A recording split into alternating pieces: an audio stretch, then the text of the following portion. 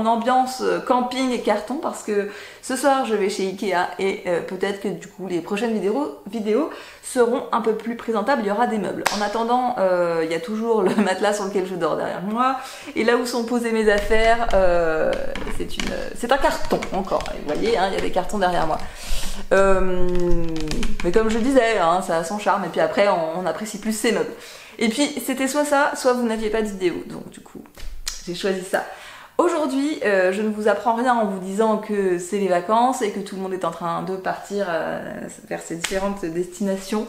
Du coup j'ai pensé à vous et je vais vous montrer dans cette vidéo mes essentiels de voyage. Ce que j'emporte moi à chaque fois que je pars, que ce soit un voyage court, un voyage long, qu'est-ce que je prends à chaque fois pour m'assurer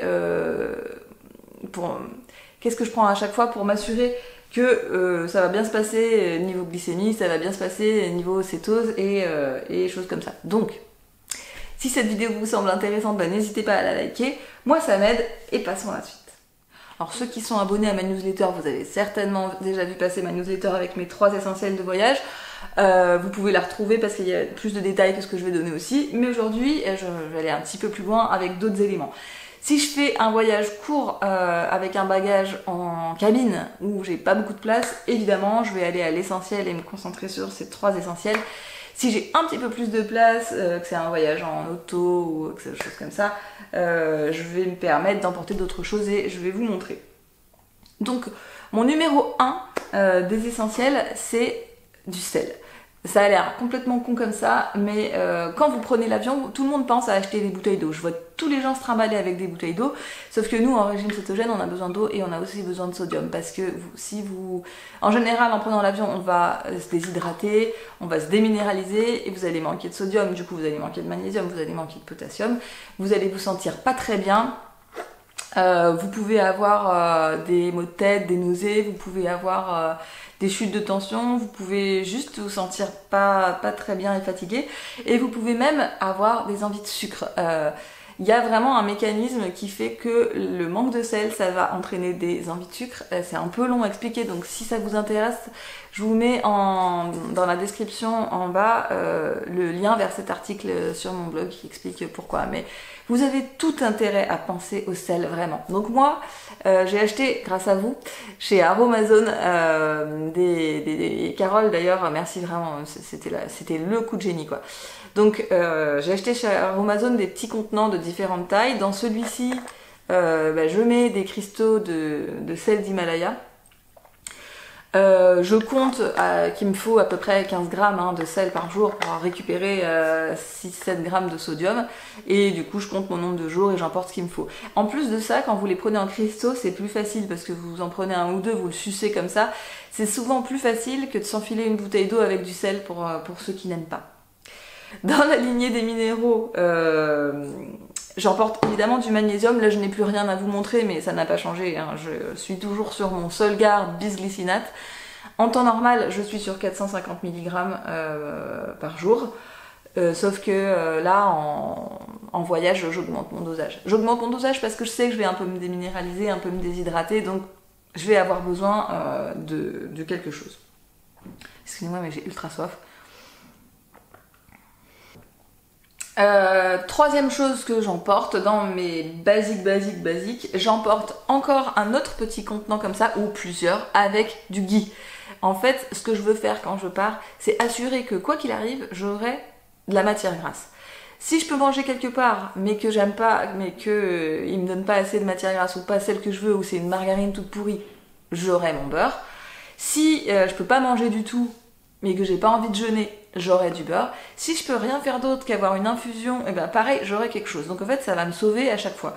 Donc je fabrique mon beurre à la vanille ou à la fève tonka et je remplis là-dedans. Ce contenant-là, qui pareil vient de chez Aromazone, est plus grand que l'autre. Donc là, il doit y avoir 50 ml. Et du coup, en général, j'en prends 2 ou 3 de cette taille. Un dans mon sac à main et puis 2 dans ma valise. En plus ils sont parfaitement hermétiques, donc ça vous permet de pas risquer que ça aille sur vos habits ou que ça dégueulasse toutes vos affaires.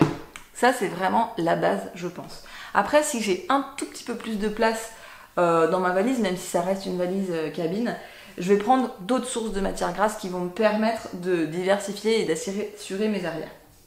Donc, si j'ai un bagage cabine, je vais emporter la petite huile, enfin MCT crème de 100 ml.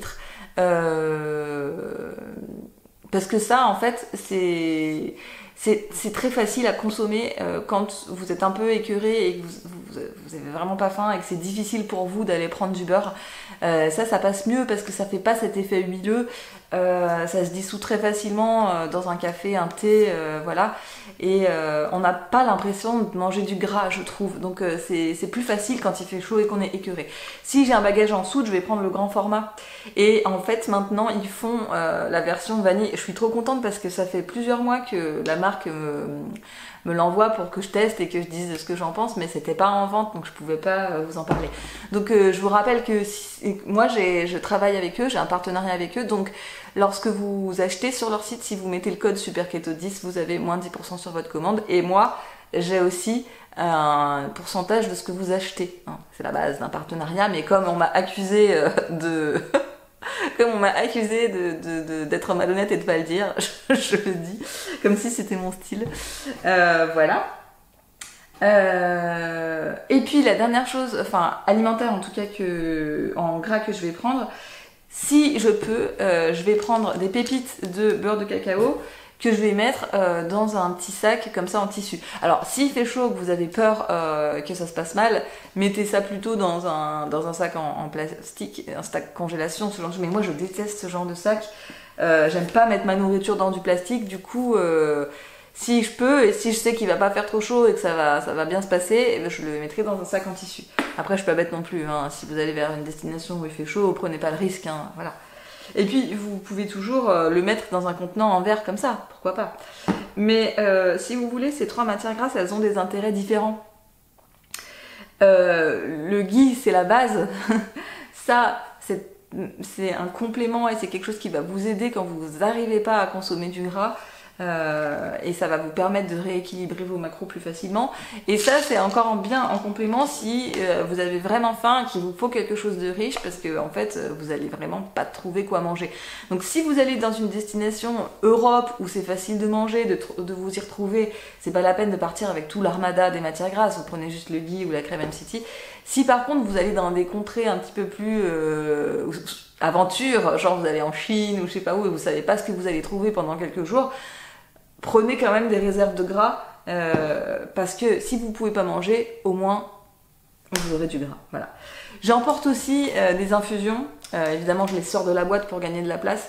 Vous allez me dire c'est con, et ben c'est pas si con parce qu'en fait, par exemple, dans les chambres d'hôtel, si vous avez de la chance, vous avez une petite bouilloire, mais souvent les infusions qu'ils vous mettent, c'est dégoûtant, c'est pas bio, c'est un Lipton tout dégueulasse, ou alors il y a que de la théine.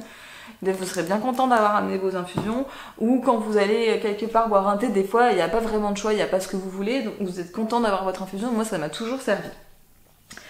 Et puis encore une fois, si vous avez rien à manger, vous êtes content de pouvoir faire une infusion et de bourrer de la matière grasse dedans. Voilà, donc ça c'était pour l'alimentaire que j'emporte quasiment à tous les coups. J'emporte aussi deux choses qui me sauvent la vie. Je peux pas dormir sans ça, moi. J'emporte toujours un masque pour les yeux parce que alors celui-ci c'est vraiment un truc high-tech.